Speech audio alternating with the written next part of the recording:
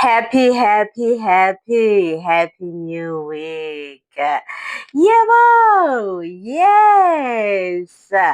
So as the new week start, we are saying go and knock to those doors.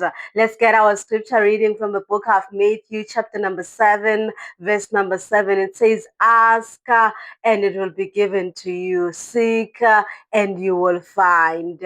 And it, and then it says knock and it will be open to you. Yes, we are saying go and ask for that funding, ask for that grant, ask for it.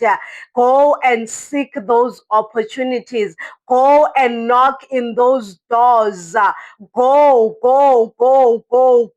just go and seek that knowledge, that information that is needed in order for you to succeed.